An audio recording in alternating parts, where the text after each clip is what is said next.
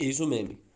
Não é que você de fato tem a cultura sempre emergindo do povo e a cultura sempre vai ser natural. Isso é uma crença incorreta. Na verdade, a cultura nasce, ela emerge de você tem um conflito, existe sempre um conflito na realidade, vários tipos de conflito ao mesmo tempo ocorrendo, e as pessoas que solucionam esse conflito são os intelectuais, são os juízes, são os arautos da cultura, são as autoridades, por assim dizer. Essas autoridades, que são as pessoas boas em resolver conflitos, no geral são os intelectuais, ou pessoas intelectualizadas no mínimo, elas controlam a cultura no sentido de que elas vão sempre dar a solução para os conflitos que existem. Elas vão delimitar o espaço para a solução desses conflitos. Então, sim, a cultura emerge do povo, porém ela emerge do povo através de um processo de conflitos que surgem no povo e as autoridades resolvem esse conflito, as autoridades intelectuais e morais, por assim dizer. E hoje em dia as autoridades intelectuais e morais foram pervertidas através de um processo de dominação estatal.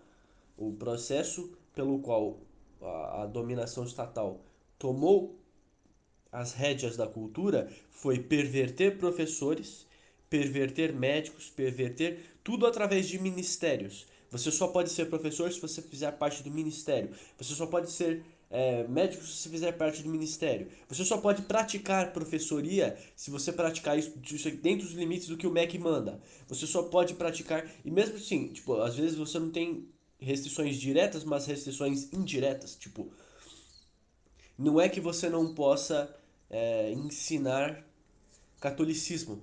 É que você precisa passar no Enem ou na FUVEST. E para você passar no Enem ou na FUVEST, catolicismo é uma disciplina inútil para você que vai ocupar espaço e que vai ocupar seu tempo. Então, se você, em vez de aprender história do ponto de vista do MEC, aprender história do ponto de vista do catolicismo, por exemplo, eu sei que isso é um exemplo absurdo, porque não existe história do ponto de vista do catolicismo, mas só para você entender mais ou menos.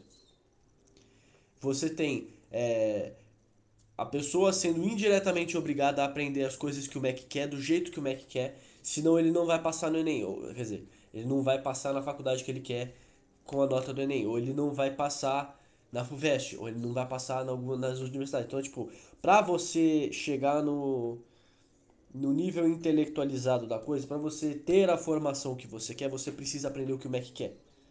E depois que você chega na faculdade, mesma coisa. Você tem o MEC exigindo que você aprenda X e que você aprenda Y, senão ele fecha a sua faculdade.